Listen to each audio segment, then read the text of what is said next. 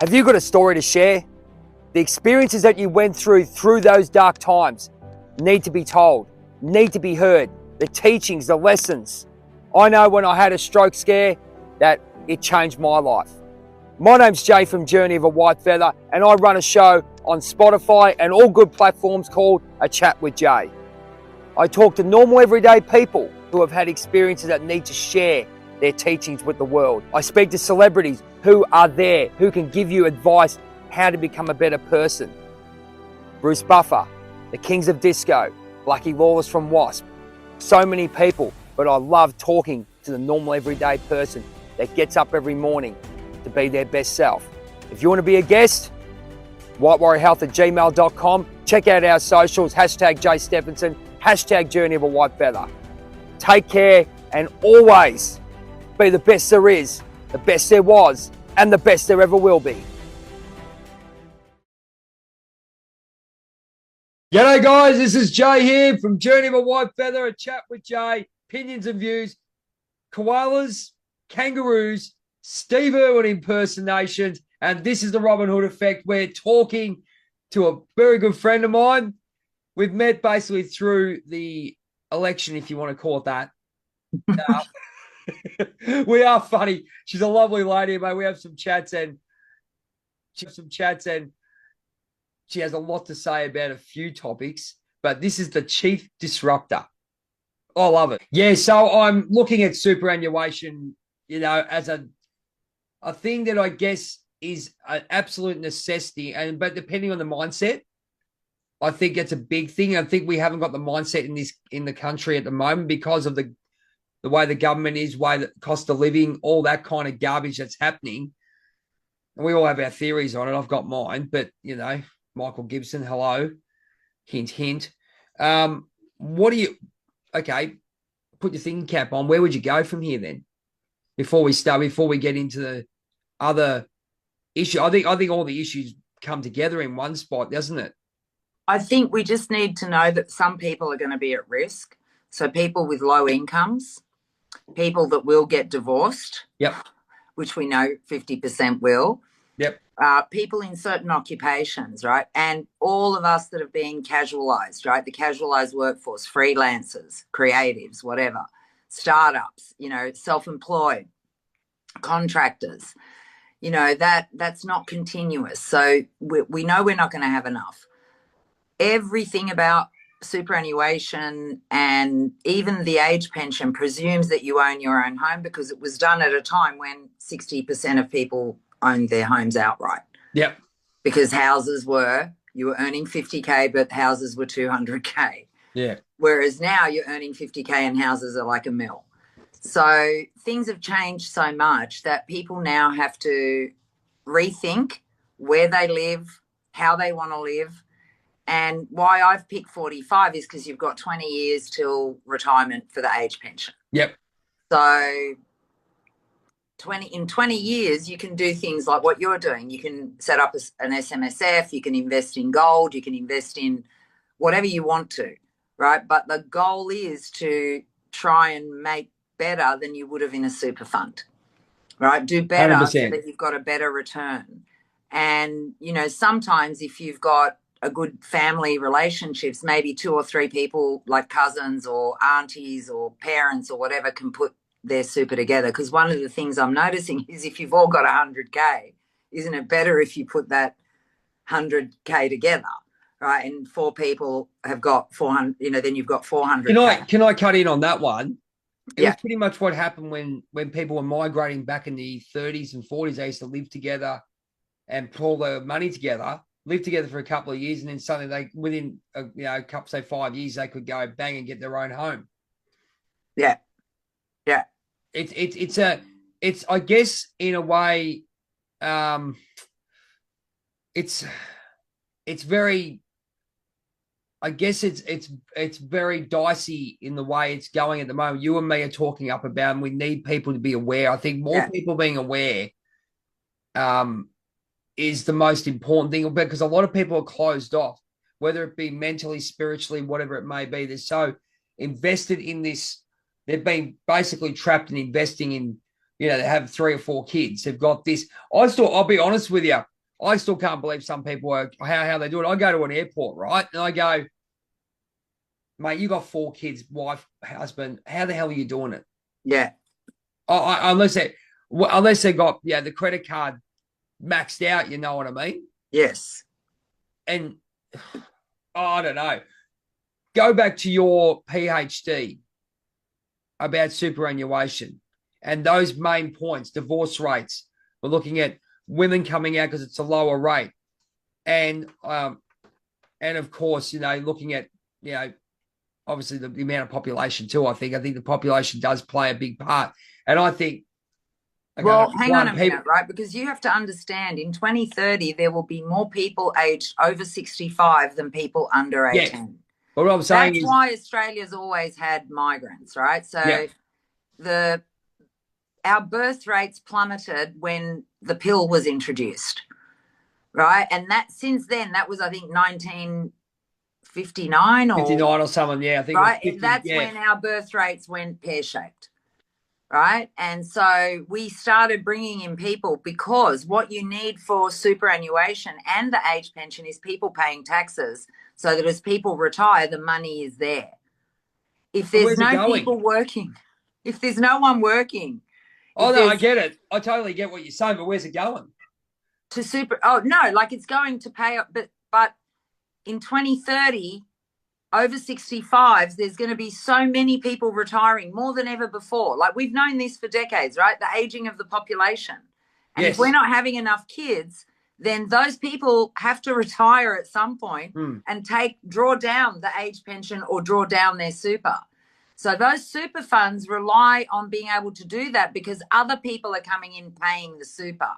So the money that's invested over there doesn't have to be returned so that I can have my super. Whereas that's going to become a problem because there's not enough people paying superannuation for the super funds to have the money liquid there to pay out the number of people that are retiring. I did look this up. I can't remember exactly, but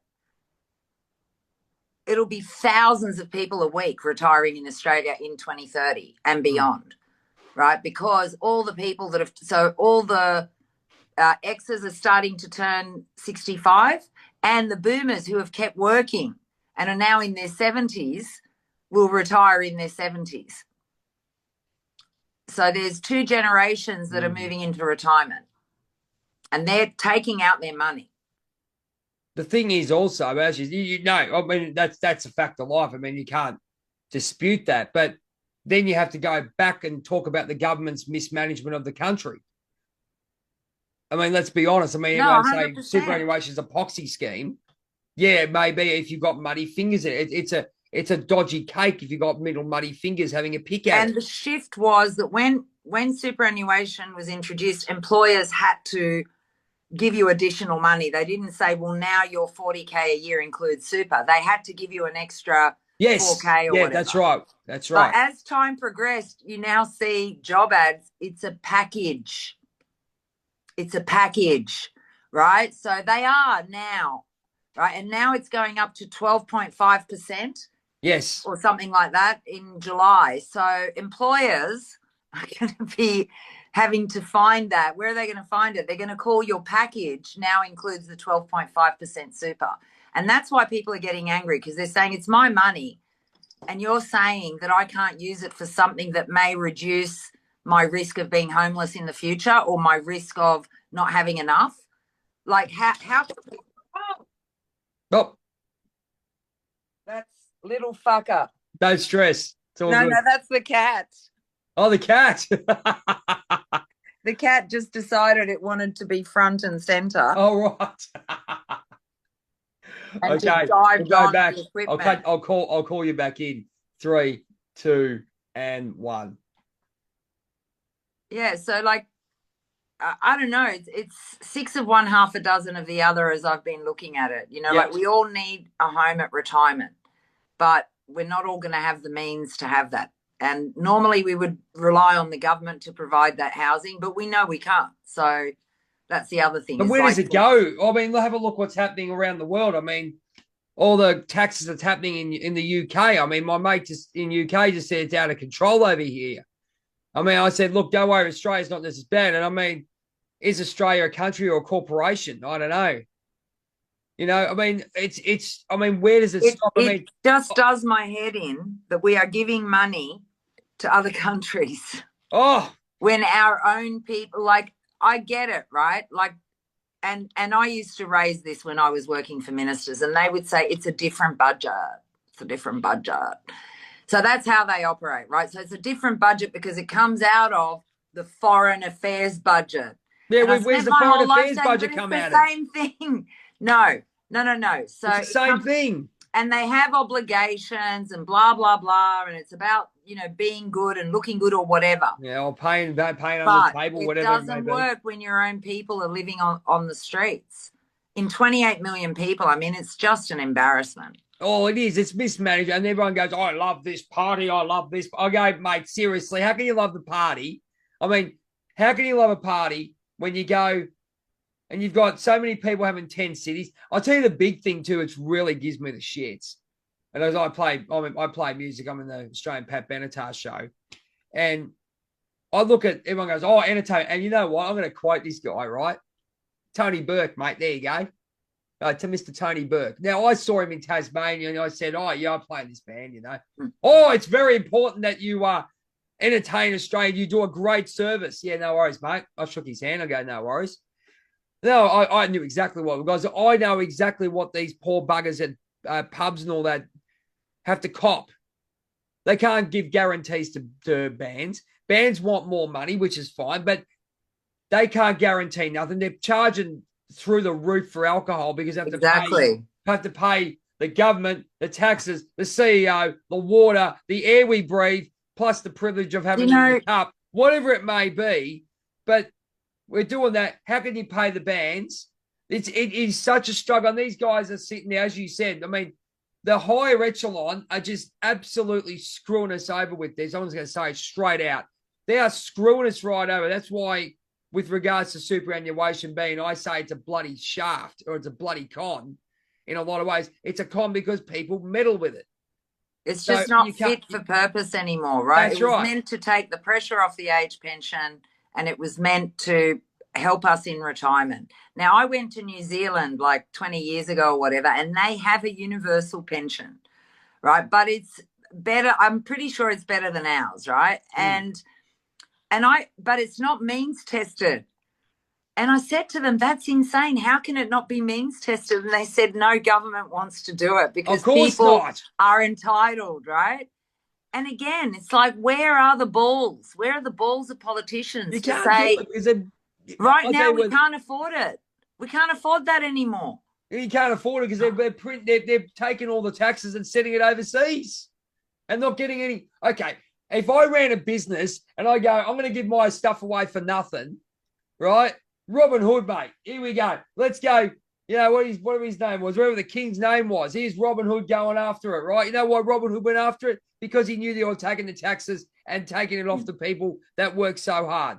That's what happened. And then what do they do with it? They sit there like, what's his name? Scrooge McDuck and do duck dives into it. You know what I mean? It's ludicrous. It really is. And the concept of superannuation is a great concept. It teaches saving. It teaches people to say, we will save for the future. I quite agree with you, but we're living in the dark times. We're walking through the forest of fear here. Yeah. No, exactly. And I think in a great country like Australia that's so resource rich, and we're not taxing the corporates enough, we're not taxing the multinationals enough, we're selling all of our assets for nothing, money for jam. What do we do, though? The politicians don't care. Because what do we do?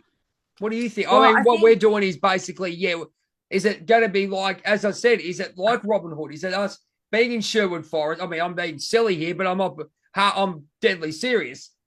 We're putting out the information like you and me chatting, where we became friends because of a common goal. Look, as Shallow Charles says, no one's coming to save us. Right. And that at the end of the day is the biggest message I can give. That's the solution, is understanding no one's going to come to save you. If you want to have us, be secure in your retirement, you look into your super, you get active about knowing whether you're getting a good return. Think of options, Think about whether you should put that money into home ownership or not, but do something. Take responsibility, because no one's coming to save us, right? Like if you've got good friends and whatever, like I'm single, I've been single forever. So I've got good friends. I know I'll be able to live with other people, you know, as I get older, but I also have 2 kids. Whereas what I'm seeing, there's a lot more people now aging that don't have any children, right? So who's going to look after them? So those people need to be thinking, I'm going to have to pay for care, right? Which is like already $80 an hour, right? Or $70 an hour. How are you going to afford that if you've got no one to shower you, no one to care for you? So my PhD is about going, well, if we know that all these people are going to be at risk, then we can mitigate those risks by building enough housing, by looking at new ways of creating wealth for people with low super balances, right? Like I want to work with one of the super funds and say, well, like who's got the lowest income threshold in all of the supers? Your own super fund, right? Is it hospitality? Is it, you know, health or whatever? Yep. But like, let's have a look at that. Like we know that these things are going to happen. The other thing that happens, right, which I didn't mention, is redundancy. Okay. Right. And that happens in your mid 40s to mid 50s. And once you get made redundant, you're unlikely to ever achieve that level of income again. And then you're either unemployed or underemployed. So that's becoming another thing that I'm looking at, because when I was young, I've always been like contract freelancing. And I remember someone saying, oh, you should have income protection insurance. And I looked into it and it's so expensive. Whereas now, in retrospect, I look back and I know people that have had it and have accessed it and it's been amazing. Yeah. I would highly, strongly recommend that if you're in your mid 40s, that you just take it out, man.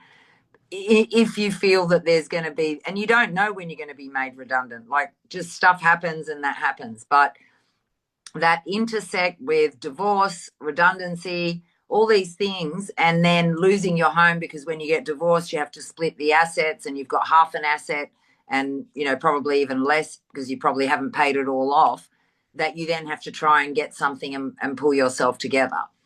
So poor people that have lived their whole life in social housing and have been on benefits, like we know, we should be able to predict for them what housing's needed and all of that. The people that are doing everyone's heads in are the middle class people that end up homeless.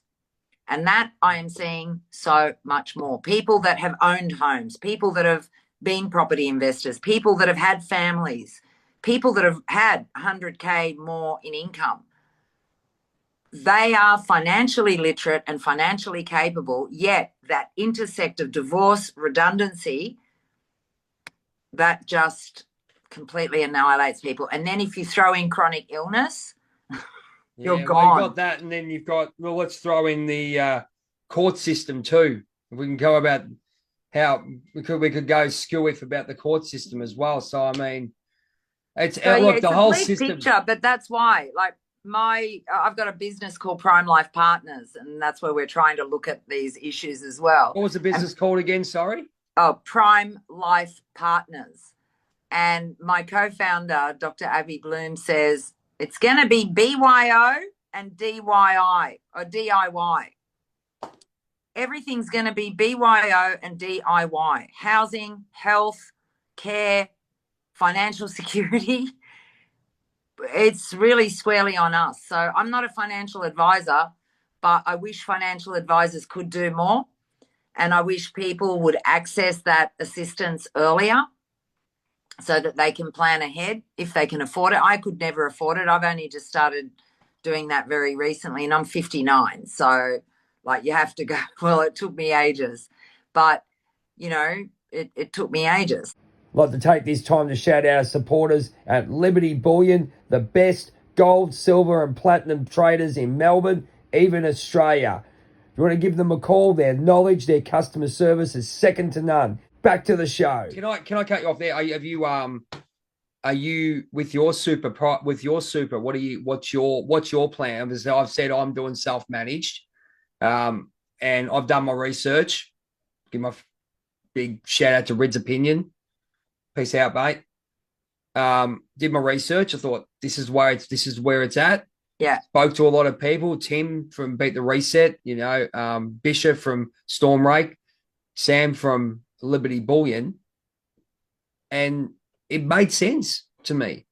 Yeah. It made sense. What about yourself? Look, I am probably extremely fortunate because when I was 21, I worked for a federal minister, and then I kept going in and out, but I ended up working for a lot of federal government departments and federal ministers. And I have a defined benefit. Okay.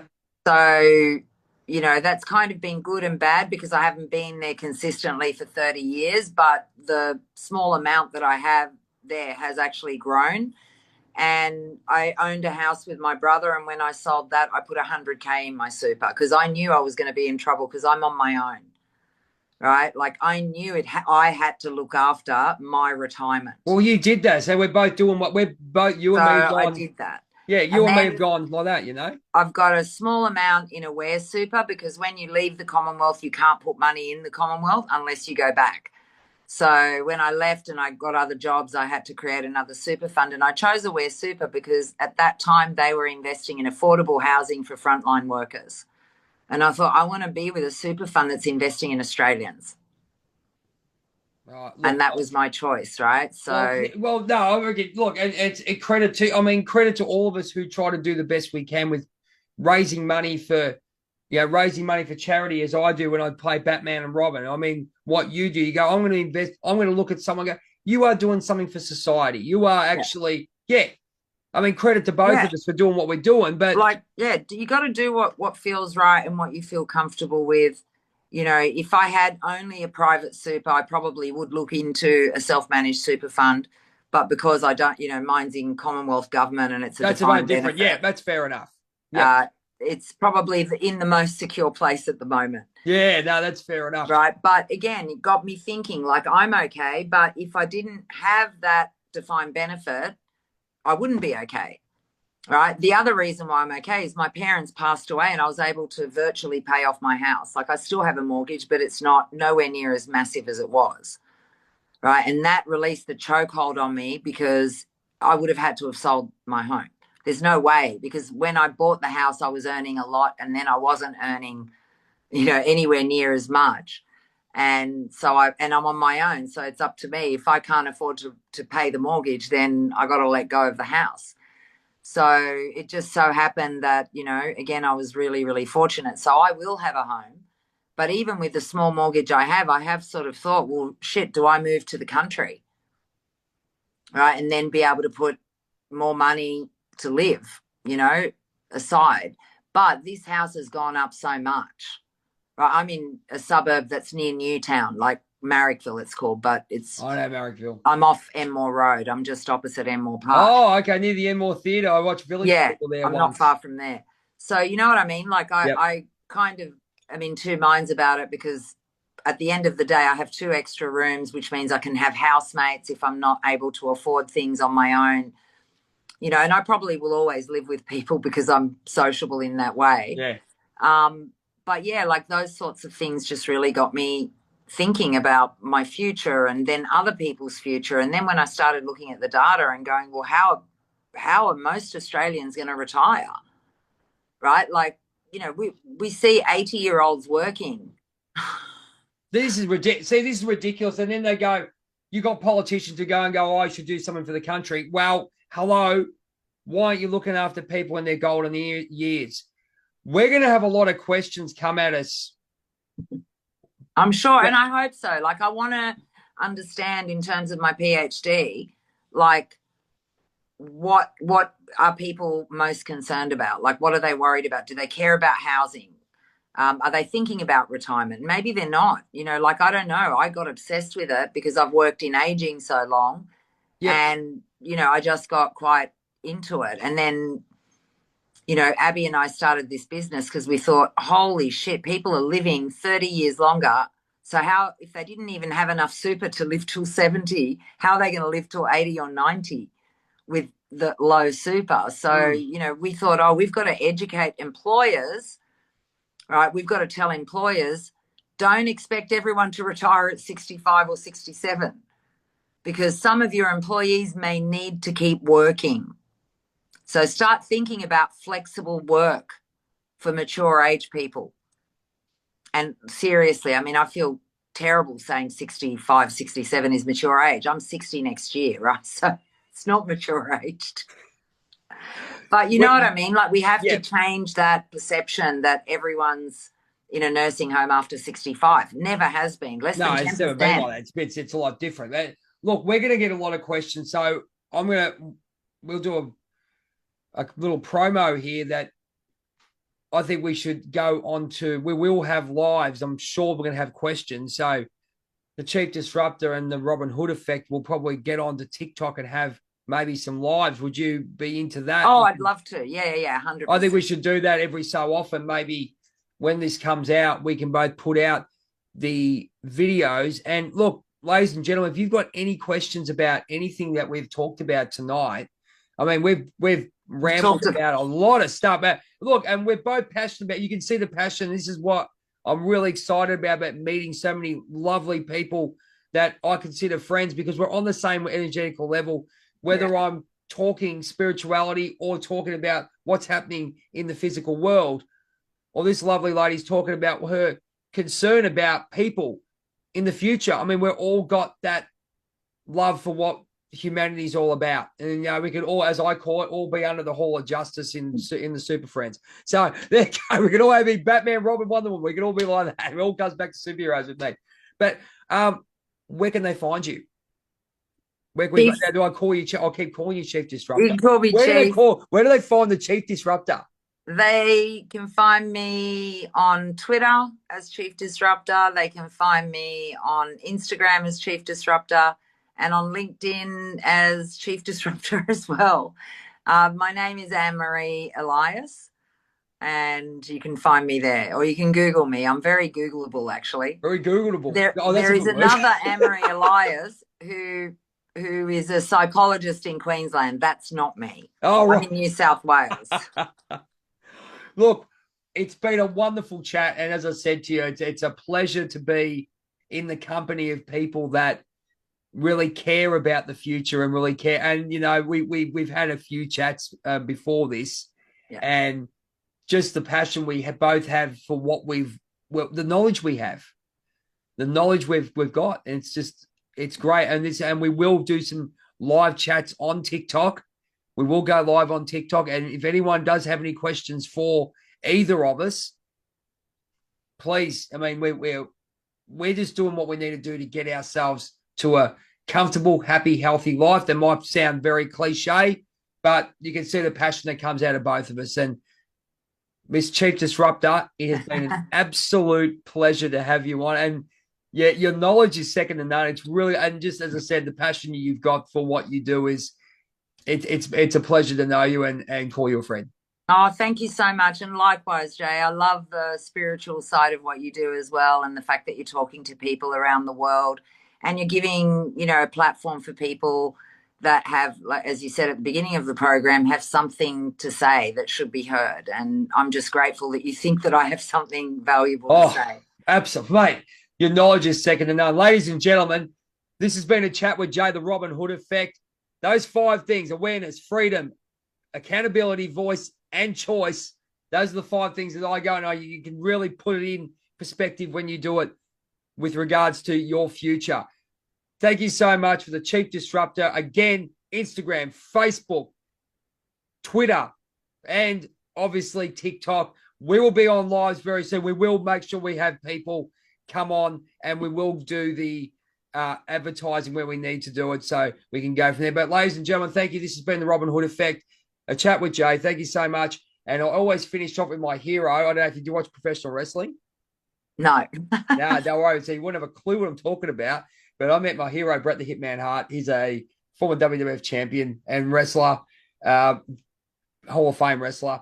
And he always says, be the best there is, best there was, best there ever will be. Thank you so much. Thank you. And we look forward to seeing you soon. See you live on Twitter very, very soon. Oh, Twitter, and obviously, or X, that's the one we call it. And obviously TikTok. Take care. Take care of yourself.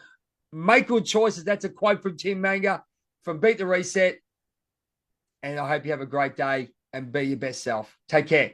Thank you. See you later.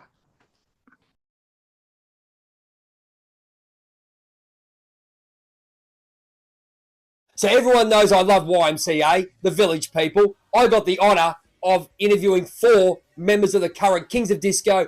My name's Jay, and I have a chat show on Spotify and YouTube called A Chat with Jay. And today, the biggest interview of my life, former members of Village People, the Kings of Disco. Bill Whitefield, the construction worker. Eric Elizondo, the Leatherman. Alex Briley, G.I. Joe Army Man. And Ray Simpson, one of the best frontmen I've seen. He's the copper. We reminisced about the 70s, 80s, and 90s, but we know they're called the Kings of Disco. But what happened? Let's see when we talk to them on our show. But also, we're going to find out how to get them down here, because when they were here in 2017, they rocked the house, and they can do it again. Spread this video around. Looking forward to releasing it. And thank you so much, the Kings of Disco. We want you down under again, and we look forward to seeing you soon. Thanks so much, and always do the YMCA.